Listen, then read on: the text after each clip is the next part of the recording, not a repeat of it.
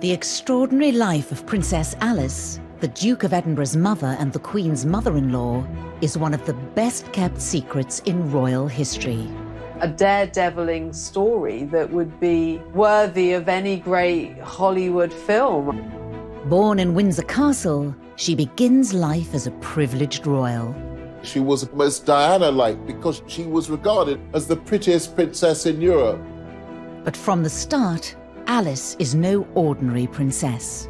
She was basically stone deaf. She ended up being able to lip read in Greek, German, and English. She serves as a nurse on the front line. She was hands-on. I mean, she was dealing with broken limbs and amputated limbs. She goes on to face huge personal challenges and is committed to an asylum. She is hearing voices, that she's in a relationship with Jesus Christ. But she would overcome these struggles to help those in need. This film will reveal the secrets of Alice's extraordinary life, using rarely seen archive and interviews with those directly affected by her selfless actions, including the Jewish family she saved from the Nazis. If it hadn't been for her, I wouldn't be alive today. Ultimately, she devotes her life to helping others. She'd set up an order of nuns to do her humanitarian work. An amazing character who indefatigably survived through some of the toughest events of the 20th century. Alice was a woman who refused to fit the royal mold. Why has her remarkable life remained out of the public spotlight for so long? Princess Alice is very definitely the royal family's best-kept secret. And what a fascinating life she's had.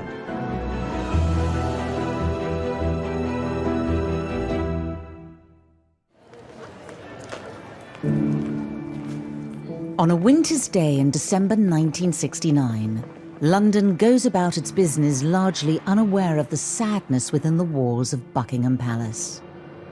Princess Alice, who was the Duke of Edinburgh's mother, mother-in-law to the Queen and grandmother to Prince Charles, has died in her sleep. Reporting of Alice's death is minimal. It makes just the 4th item in the night's news.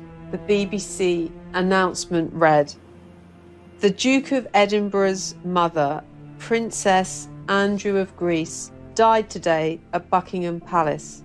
The princess, who was 84, had been in poor health for some time. Princess Andrew, or Princess Alice, her own name, was the daughter of Prince Louis of Battenberg." It's a very unremarkable announcement. Her own life isn't reflected here at all. These aren't words of respect, adoration, affection. It's very cold. It simply marks the passing of a life defined by the men around her. Indeed, despite her position in the royal family, Princess Alice has long remained hidden from public glare. Many first discovered Alice through her portrayal in the TV series The Crown, when, as this clip shows, she had been living as a nun. Let this be a mother's gift to her child. Find yourself a faith. I didn't even know she existed. I had no idea who the Duke of Edinburgh's mother was.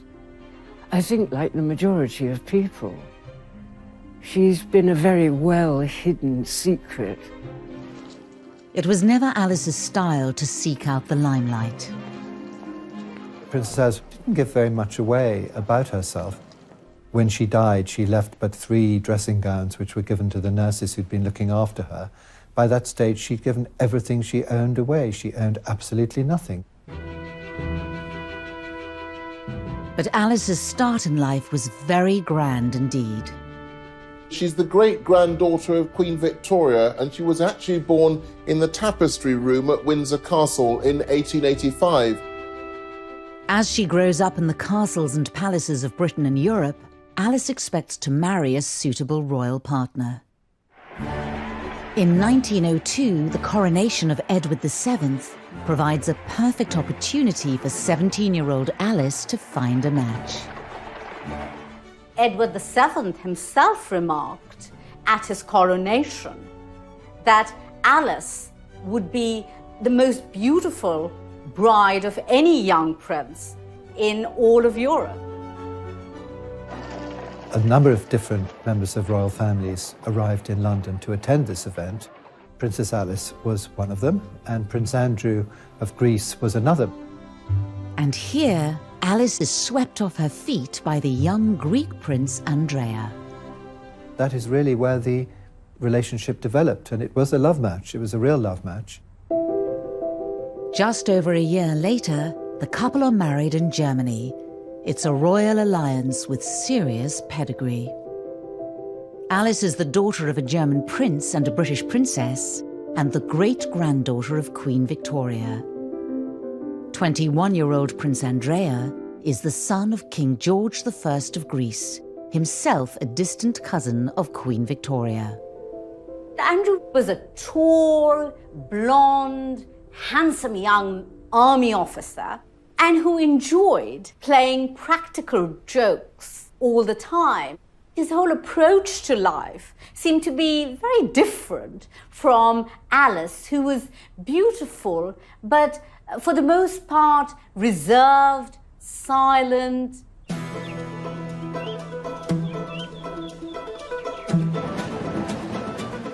The newlyweds head for Athens in 1904 to start their married lives together at the Royal Palace. It's a dramatic change from Alice's life so far. The marriage was clearly a culture shock for Alice. I mean, she, for one, didn't know any Greek. Athens must have been kind of a cultural wilderness in certain respects for Princess Alice, and the palace itself wasn't exactly grand luxe. The royal palace in Athens was, by all accounts, rather drafty and dark. A more significant problem for Alice is that the Greek monarchy is not a stable one. Greece had only existed as a country in its own right for 70 years, following the breakup of the Ottoman Empire. So it had to create its own monarchy. In 1863, Greece turned to Denmark's royal family for a king, and they chose one of their Danish princes. King George I of Greece had been imported from Denmark, so none of the Greek royal family had any Greek blood whatsoever. They had Danish blood and they had Russian blood. The fact that the family came from Denmark and were not Greek clearly created some problems for them in Greece, problems that would continue in terms of the monarchy there. Despite the national ambivalence to the new royal family, the Greek people take to Alice immediately. She certainly provided a great injection of glamour into the Greek royal family. She was a bit almost Diana-like because she was regarded as the prettiest princess in Europe. She quickly learnt to speak Greek and she quickly started producing children. Alice enjoys her new life in Athens. Within 2 years, she has given birth to 2 daughters, Margarita and Theodora. But there are clear signs that trouble lies ahead for Alice and for her family elsewhere in Europe. The beginning of the 20th century was a difficult time for the European monarchies. There was unrest, particularly in Russia, and this unrest was also to be found in Greece. A sense that monarchy had had its day and revolutionaries were beginning to, if not seize power, at least to agitate for power. A tragedy in Alice's family, born out of this unrest, would prove to be a huge turning point in her life. Her favorite aunt, Grand Duchess Ella, lives in Russia with her husband Sergei, the Governor General of Moscow, a man with dangerous enemies. Alice was very fond of her aunt Ella, who was married to the Grand Duke Sergei of Russia. And in 1905, Grand Duke Sergei is horribly assassinated by a bomb which blows his carriage into smithereens. outside the Kremlin. And this had a profound impact on Ella, who gave up her material wealth and used her time and resources to feed the poor and become much more religious and set up a convent. Alice goes to visit Russia, I think in 1909, and she sees the amazing work that her Aunt Ella is doing, which directly affects Alice and affects how she chooses to lead her own life. As Greece edges closer to war with its neighbours, Alice would soon be given the chance to follow in her aunt's footsteps and risk her life to help others.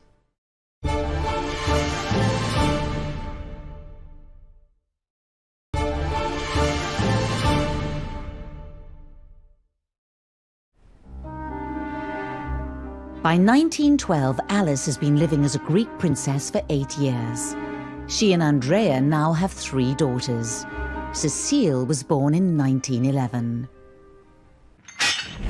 However, their lives are set for a dramatic change as Greece goes to war in a bid to seize new lands. There was a particular war in 1912, the First Balkan War. The Ottoman Empire, which had been so dominant in the Balkans for hundreds of years, was crumbling. So Greece was wanting to expand north and eastwards, taking over some of the Ottoman territories, which historically had many Greek occupants. And the Greek royal family are absolutely at the centre of this because Andrea is a military officer, so he's on the front. As her husband heads off to the battlefield, Alice takes the bold decision to leave her 3 children behind and follow him to the front line. Alice felt that she needed to do something for her adopted people. She goes to the front lines and works as a nurse. As the Greek forces advance, she sees that there are a huge number of victims, both civilian and military. She commandeers buildings, she organises nurses and doctors. She has an amazing role in that Greek war effort in the Balkan Wars in 1912. Alice immediately threw herself into the whole business of sort of creating field hospitals, taking part in operations. For a young woman in her 20s with no medical training, she shows great grit and innovative sense. Alice doesn't restrict herself to just setting up the hospitals. She was hands-on. I mean, she was dealing with broken limbs and amputated limbs. In a series of letters that she wrote to her mother, she describes these appalling conditions in quite grisly detail, that the corridors were running with blood and people were minus arms, minus legs. And Alice was having to deal with all this, but she wanted to deal with it because the calling from her was that she was helping, and she really was helping. Very early on, we see that she doesn't conform in the way that's expected of her. And she does the things that she feels are important and thinks of others before herself. It's a very, very different sort of world to the world she's been brought up in, and earns her enormous respect from those around her. Alice has yet again proven that she can overcome great personal challenges in her life. As a child, it was realised all was not well. She was a very bright young girl, but at first her learning was slow because she had this problem, first of all undiagnosed and then later diagnosed as deafness. Her mother believed in a kind of tough love and had a sort of let's get on with it kind of attitude, and didn't treat Alice any differently from her other children. And let her learn how to lip read and let her fight her own battles rather than mollycoddle her. Alice rose to the challenge and became a skilled lip reader. She lip read in German and English, which were her first languages, and later on in Greek and French. So Alice had this very severe disability, which she overcame, but that must have had quite an influence on her personality. 3 years after the end of the Balkan Wars, Alice finds herself in the midst of another war zone. At the outset of World War I in 1914, Greece takes a neutral position. But 2 years later, it has been drawn into the conflict.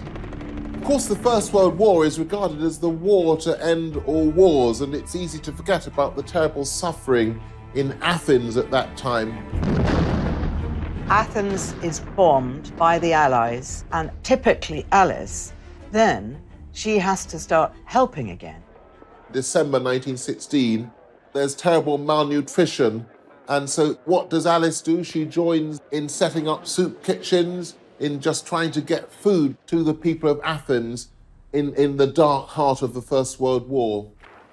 As Greece finally joins the Allied forces, the tide turns against the royal family.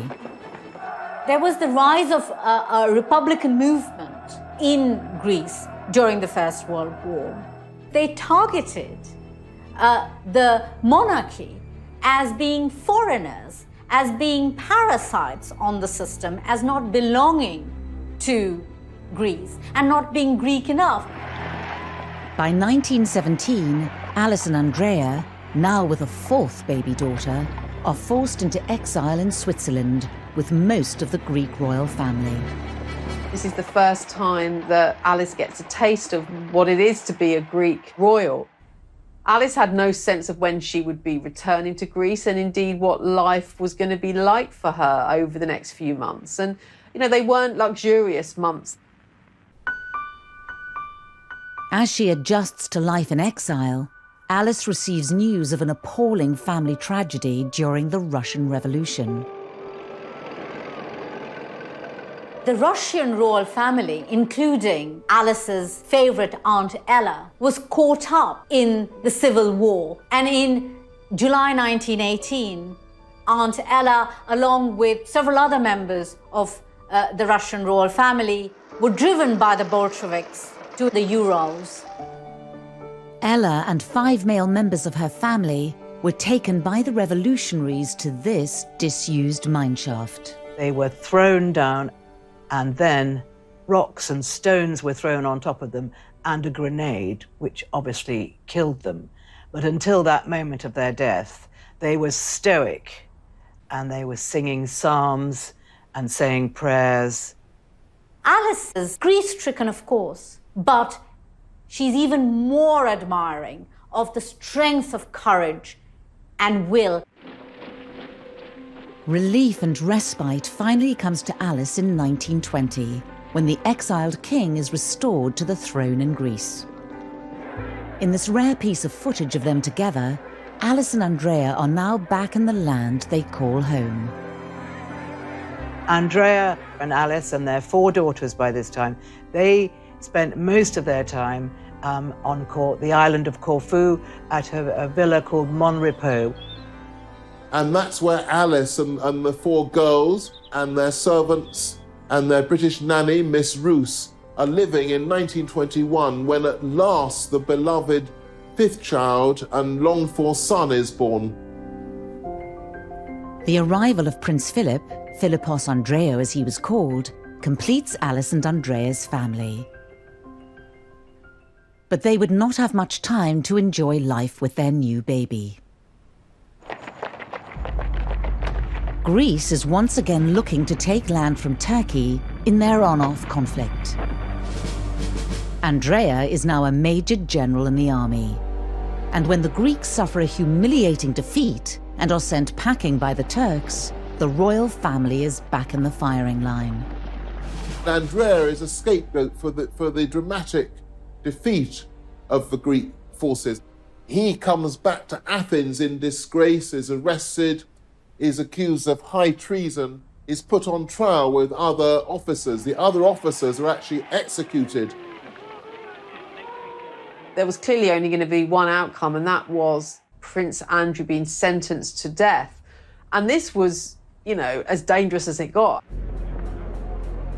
A last-minute, behind-the-scenes deal involving the British government, King George V and the Greek leaders saves Andrea's life. The British cruiser is dispatched to Athens, and this show of strength is sufficient to have Andreas released and The young family is then in exile once again, but at least they're alive, and Alice is thrilled to have her husband back.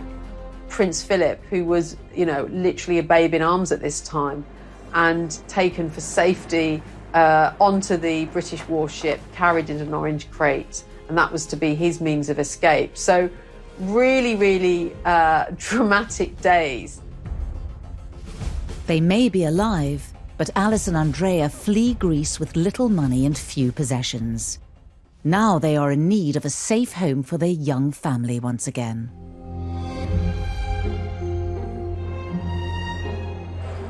Andrea was lucky that his brother had married somebody rich called Marie Bonaparte, and they have several properties on the outskirts of Paris, and they gave one of these properties to Andrea and Alice as a home for their children, because Andrea and Alice had to leave everything behind.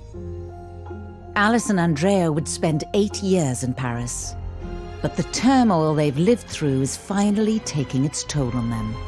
The marriage is beginning to fray at the edges. For Andrea, this must have been quite difficult after a very active life. Basically, he was no longer a prince in Greece, that he was exiled for life. This phase was very difficult for Princess Alice because she had been through enormous amount of trauma and all those deaths in the family, and her husband almost being put to death himself. I mean, that would be enough to shake anybody. As their time in exile wears on, Alice's behaviour becomes increasingly erratic. Behaviour that would lead her family to take action that would scar her for years to come.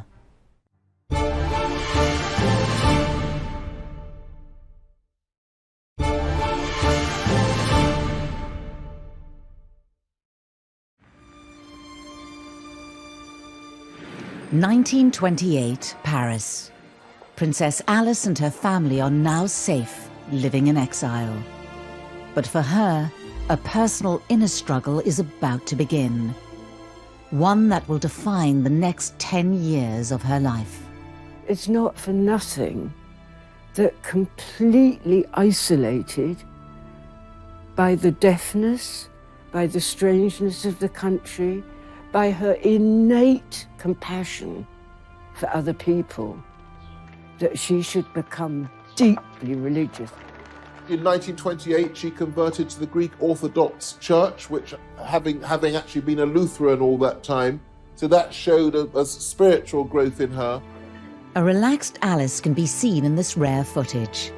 Just a year later, the memory of the brutal murders of her relatives in Russia and the increasing alienation in France all start to take its toll, and Alice's religious fervour increases. She decided that she was able to heal, and she had what she called healing hands.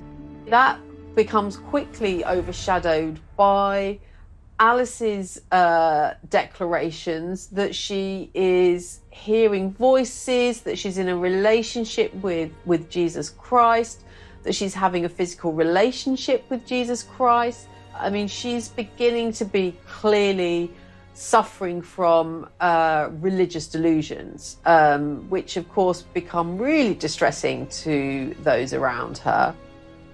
She is sort of in her own world. There are often moments where it's very difficult to make get any sense out of her. Her mother is particularly concerned about her, and I think the understanding or the realization is that she needs to have proper medical supervision. Alice's sister-in-law, Marie Bonaparte, is a trained psychoanalyst. She recommends Alice should see Dr. Ernst Simmel at Schloss Tegel near Berlin, the first inpatient clinic for psychoanalysis. Alice did not want to go to the Tegel clinic because she didn't see that there was anything wrong with her. But when her doctor said that Jesus had told him that she needed to go, which was certainly a fairly sneaky way of doing it, Alice obviously agreed, and she went to the clinic. After therapy sessions with Alice, Dr. Simmel diagnoses her as a paranoid schizophrenic. It was believed that her mental illness was a result of sexual frustration, that she'd fallen in love with a young Englishman and this was an unrequited relationship, and that had made her really go mad by suppressed, repressed sexual desire. And in another twist to Alice's story, Dr. Simmel takes her case to his colleague, the founder of psychoanalysis, Dr. Sigmund Freud. Now, at that point, Freud suggests what is probably the most shocking or the most bizarre, the most puzzling recommendation in the history of psychoanalysis. He suggests to Simmel that Princess Alice's ovaries should be exposed to high-intensity X-rays. The first time I read this, I just couldn't believe what I read, because it hardly counts as a psycholytic intervention. Freud suggests the medical procedure rather than therapy, as he thought it would, in his words, rejuvenate Princess Alice. But the results are devastating. Because the exposure of the ovaries to high-intensity X-rays would effectively mean, to use a strong word, that Princess Alice would be castrated, that her menopause would be accelerated and so would be rendered sterile. Alice's ovaries are X-rayed, but it does nothing to improve her state of mind. Alice was maintaining throughout this period that there was nothing wrong with her. She didn't want to be at the clinic. Nevertheless, she was forced to undertake some of this treatment against her will. She stayed there from February to April, when she discharged herself. Alice's suffering doesn't stop there. Her mother, Victoria, perhaps embarrassed by Alice's behavior, conspires with the family doctor to send her to another clinic. So Alice's mother took Prince Philip out to lunch, on a picnic, and by the time he came back, men in white coats had come and taken Princess Alice away. And in the end, which was really, really sad, they forcibly had to inject her and sedate her to get her to the clinic. What was done then was effectively in breach of every convention of civil rights. She was admitted by force on the instructions of her mother and against her will to a psychiatric institution. Alice is sent to the Bellevue Sanatorium in Switzerland. Princess Victoria was generally concerned about her daughter, that she should have proper medical attention. But I think a large part of it was the need to keep her out of the way, that she was a potential embarrassment. Alice had delusions that Christ had given her a special religious mission. She had put these thoughts to paper in an attempt to share them publicly. Sending them off to newspapers and things, and I think she was once intercepted when she was trying to post something to some publication or another. I mean, they didn't want her taking her strange, as they would have seen it, strange views into a public arena. They were nervous about that because that would have been shameful or dangerous. Alice's battle with mental illness is compounded by the fact that she's being held against her will. Over 2 years, she misses the landmark moments in her children's lives. She didn't attend the weddings of any of her 4 daughters. And that must have been a matter of great regret and unhappiness for her.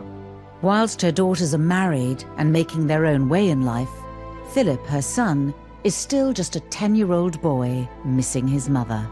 He's always said, well, it just happened. There wasn't really much that I could do about it. I just got on with it.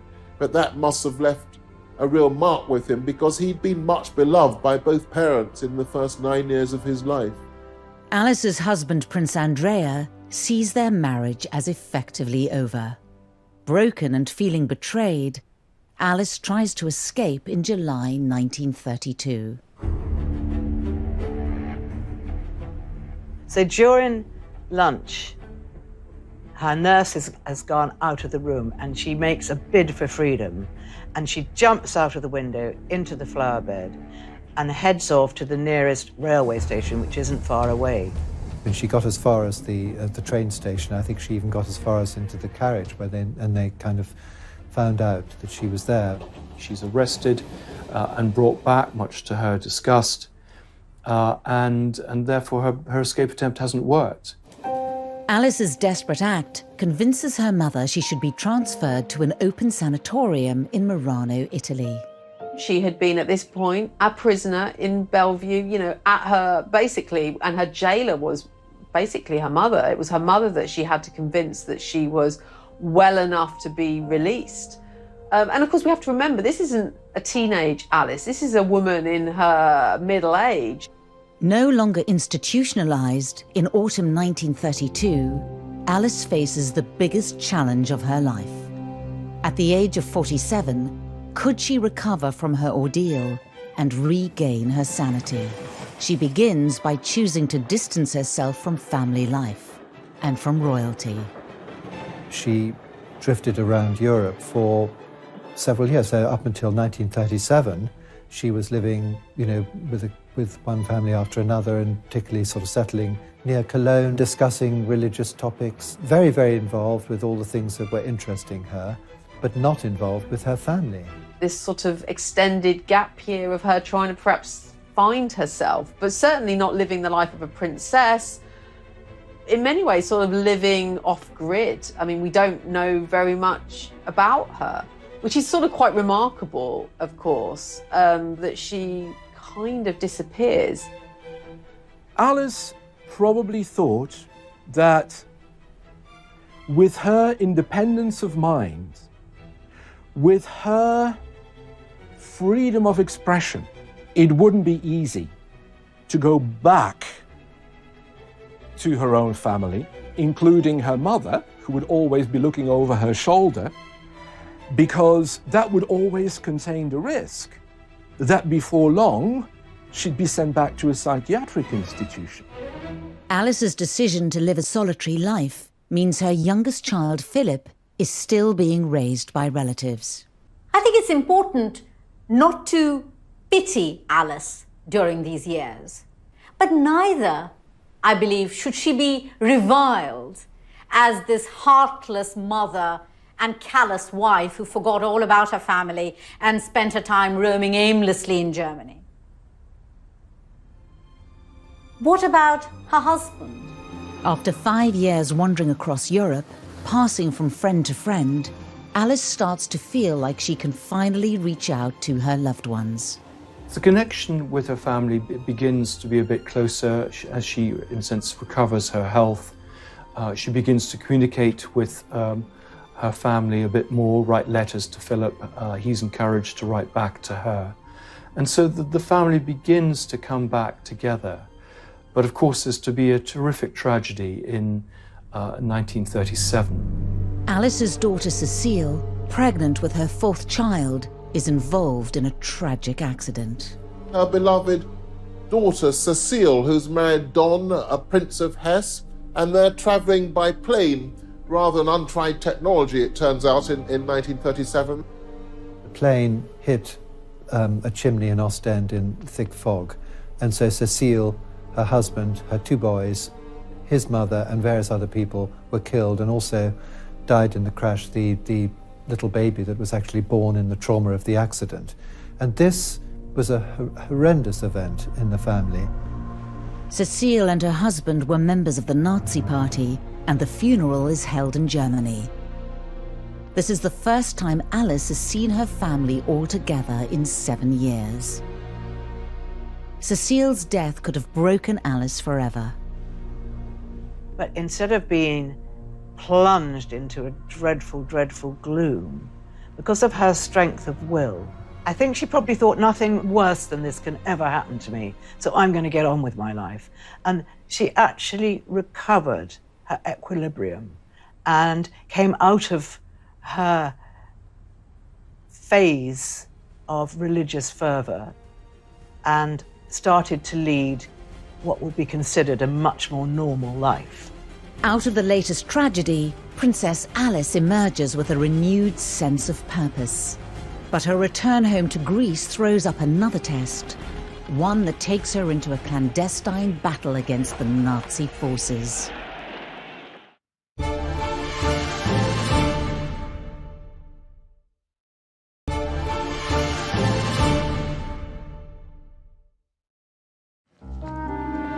In 1938, Princess Alice, mother of Prince Philip, returns to Greece to serve the poor.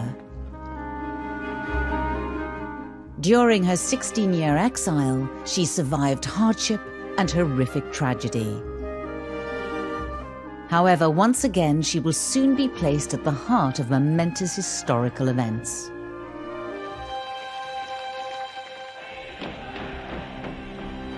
The onset of World War II requires her to draw on her reserves of courage and bravery. When German tanks roll into Athens in April 1941, the Greek royal family flee to safety. Despite the dangers, Alice decides to remain, to continue her work. I don't think that Princess Alice ever really wanted to leave Greece. I mean, that was where she belonged. She was a Greek princess by this stage, and she felt that's where she could be most useful. The Nazi invasion has devastated Athens, and thousands are left destitute and starving. Alice helps by volunteering for the Red Cross. I think one of the extraordinary things is, given the scarcity of food, that she's able to create one of the largest soup kitchens in the world at the time. And it says something about her determination, her contacts, and her ability to get things done, that it's such a success. And she feeds thousands, particularly children, young children, who are either orphans from the war or refugees, those who are helpless. This is Alice at her humanitarian best. As war continues to rage in the Greek capital, Alice is undeterred from carrying out her work. She's completely fearless. While bullets are flying, she's on the streets of Athens taking supplies to people in need. And she's heard that you don't hear the bullet that kills you. And she says, I won't hear it anyway because I'm deaf. However, Alice is about to take an even bigger gamble with her own safety. Athens is home to around 8,000 Jews. Amongst them, the Hamaiki Cohen family, prominent members of the community who have ties to Greek royalty. Evie Cohen is their only surviving direct descendant. At the beginning of 1943, it became obvious that the decisions against the Jews to take them to concentration camps was starting to be obvious. My family had to go in hiding. Evie's father, Alfred, decides the family's best hope of refuge lies with Princess Alice. Now he must find a way to contact her. By an extraordinary coincidence, a chance encounter with her lady-in-waiting results in a message getting to Alice. I'm going to read out part of the text my father had written about this part of the story. For us, it was an absolute miracle. In short, that lady immediately went to see the princess, and an hour later, we were informed that the Princess Alice would be more than happy to take in my mother and sister. I think it was Alice taking an enormous risk, because she may have faced a firing squad because she had harbored the Jewish family. It was an enormous risk. When the German generals came round looking for any Jews, and perhaps having been tipped off that perhaps there were Jews being sheltered by Princess Alice, she said simply, I can't understand, I don't know what you're talking about. And they just thought she was a silly old woman and left her in peace, which is just as well, because if she'd been caught, she would have been in serious trouble. People were being executed for looking after Jewish families, but Alice had no fear. Her faith was her shield. Incredibly, the Hamaiki Cohen family are never discovered by the Nazis. Alice keeps her own bravery a secret. If it hadn't been for her, I wouldn't be alive today to say all this. And my parents would not have met, and so many other things. Back in Britain, her son Philip has spent the war years re-establishing the family's close links to the British royals, thanks to the patronage of Alice's brother, Lord Mountbatten. Keen to improve his nephew's prospects, Mountbatten encourages Philip's blossoming romance with Elizabeth, the future queen. Alice found out that her son was falling in love with Princess Elizabeth, and she was, of course, delighted.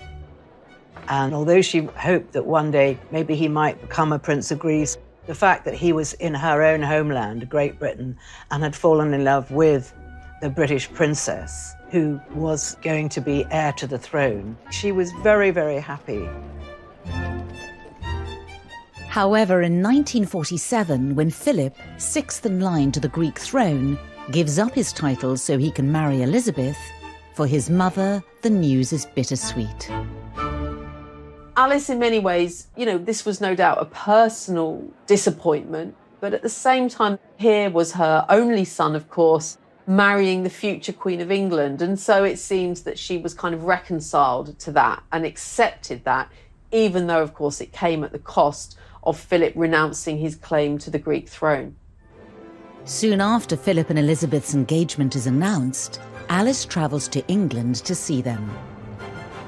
Keen to provide her son with the engagement ring, she had already arranged for some of her royal jewellery to be retrieved from a secure bank vault in Paris.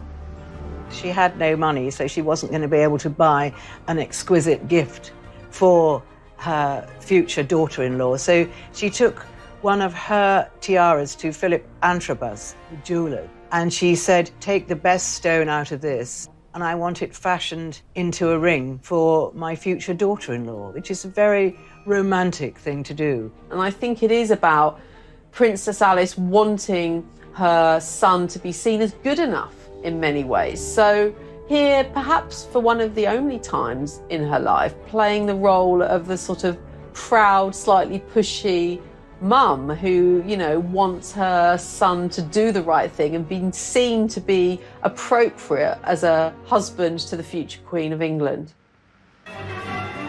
On the 20th of November 1947, Philip and Elizabeth prepare to walk down the aisle at Westminster Abbey. The eyes of the world are centred on Buckingham Palace. Two greys draw the Irish stagecoach. Inside, Her Royal Highness Princess Elizabeth and her father. In one of the rare occasions she steps back into the royal limelight, Alice is present amongst the crowned heads of Europe.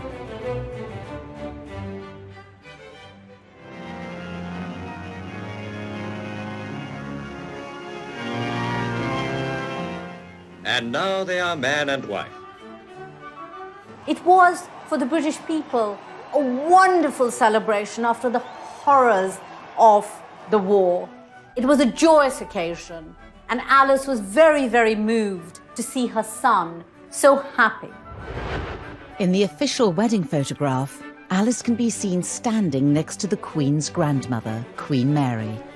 Her life has come full circle at the age of 62. There she is in her lovely purple velvet outfit at the wedding, in the wedding photographs. And this must have been a moment of great pride for her that lovely Lilibet was marrying her marvellous son, Philip. And it was a new beginning.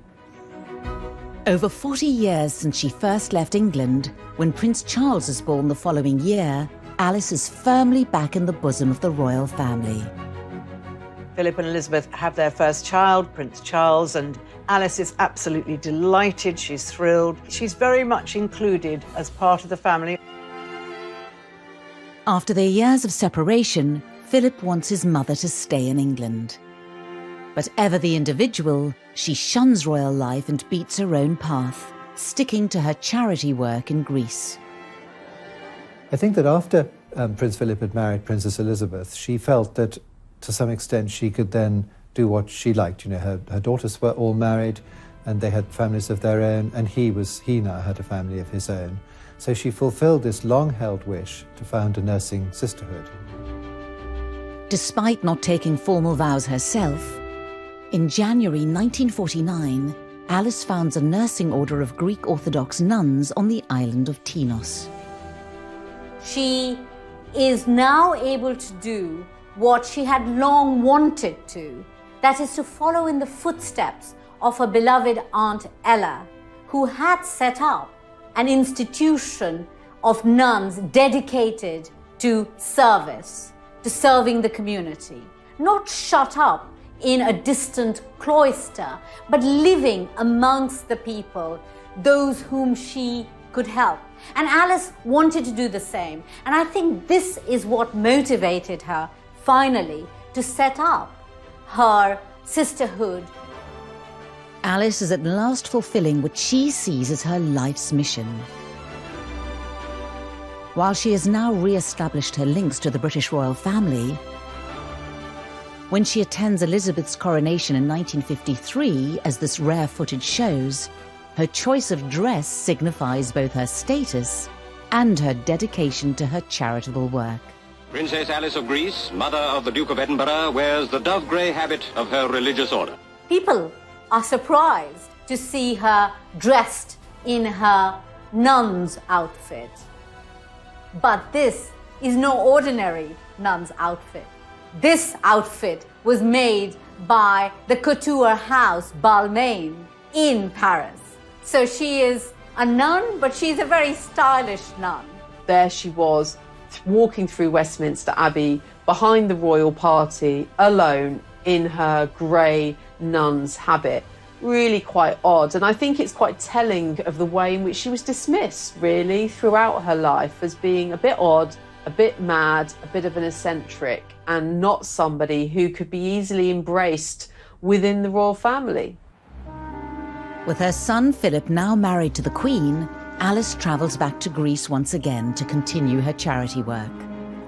But despite her royal connections, her religious order is running out of money.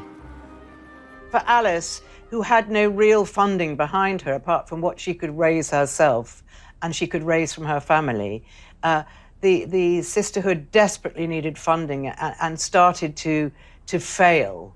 But she knew she couldn't keep it going forever because, unlike Aunt Ella, she didn't have personal wealth to keep something like this going, and it was just running down, sadly, for her. The end of Alice's dream finally comes in 1967. After a military coup, King Constantine II has to flee Athens. The whole Greek monarchy are potentially in danger. Once again, the position of the Greek royal family becomes very threatened and precarious. And so it's seen that right now, really, Alice has really come to the end of the road in Greece. She needs to be rescued. She simply can't stay there. It's not safe for her to stay there.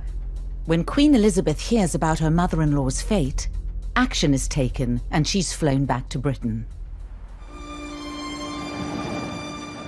The moment Alice arrives at Buckingham Palace was vividly dramatised in Series 3 of The Crown. She arrived in one of the Queen's Rolls Royces in her overcoat. It was July, and all the windows had to be shut. She knows Buckingham Palace. It's not the first time she'd been there. But she's just aghast at the money and the space. Your Royal Highness. Thank you. Please, this way. She's put in one of the maids' rooms at the top, which she doesn't mind. It's the most palatial room she's had in years. She was very unsettled to begin with and complained and made a fuss. But eventually, she realised how lucky she was. She made friends in the way that she always made friends, and she settled down, and she was very happy. After being forcibly separated from her son Philip when he was just a child, he and Alice are finally making up for lost time. Philip had been effectively abandoned at the time where his mother was put in a sanatorium. So one can imagine these were an opportunity for mother and son to get acquainted with each other and to reflect on her life and perhaps the legacy and the influence that she might have had and have on Prince Philip. Alice has finally found safety and stability in Britain after decades of selfless devotion to others. But her bravery during the war wouldn't receive the recognition it deserved until many years later.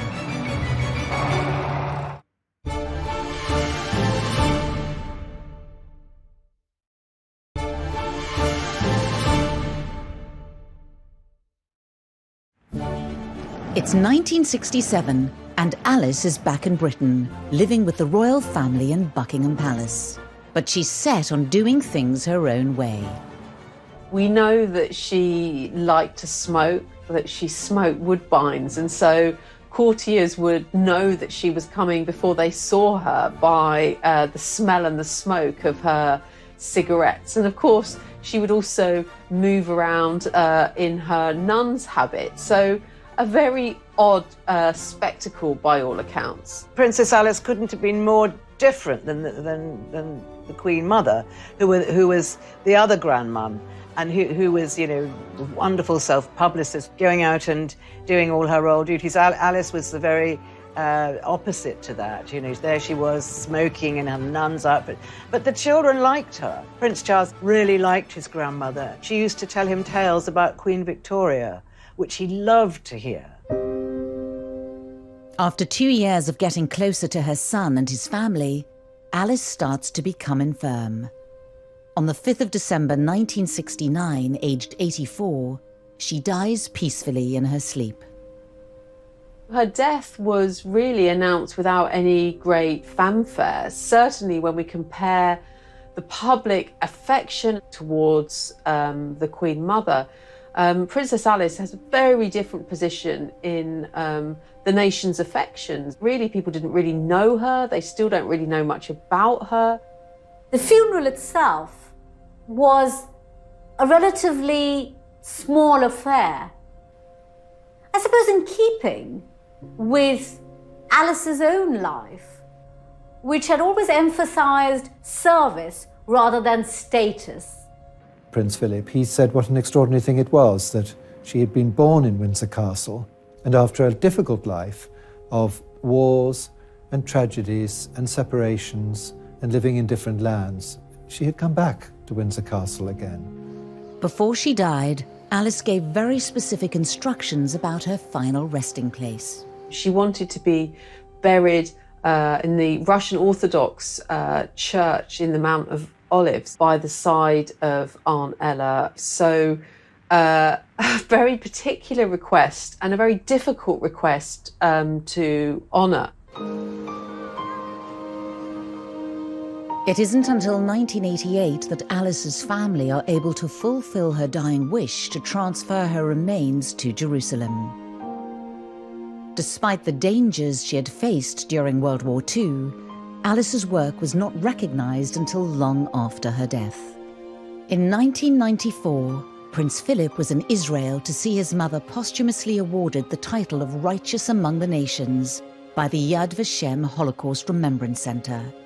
The award was given for Alice's bravery hiding the Hamaiki Cohen family from the Germans during World War II. She was a person with a deep religious faith, and she would have considered it to be perfectly natural human reaction to fellow beings in distress. Princess Alice, she didn't even think for a minute. She just heard there were people that were in danger and that she felt that she could do something for them. The story of Princess Alice and my family is a beautiful one, and it can, I hope, be an example for the young today to continue to do good things in life, to be human. Both Prince Charles and Prince William have since travelled to Israel to visit Alice's tomb. As the years elapse, the work, the selfless work that she did, is seen as something that the royal family are incredibly proud of. And I think she is, her legacy and her life is being embraced much more by the royals and even the younger royals. And obviously that's very, very good to see. So I think she's been a great influence, and I think, on the whole royal family's attitude to humanitarian activities. Alice was a royal like no other. The twists and turns of her life spanned much of the 20th century and coincided with pivotal moments in history. Alice's life was on the outside looking in, and that was why she was able to help people so much. That was one of the joys of playing her, because she didn't give a damn what people thought about her. She had suffered really a huge series of disadvantages, from her deafness as a child through to the problems of exile as a royal princess, a mental illness. And throughout all this, she rose triumphant as an inspirational figure. An amazing character who indefatigably survived through some of the toughest events of the 20th century and triumphed as a sort of humanitarian icon. A really remarkable life story, and one that shouldn't be forgotten.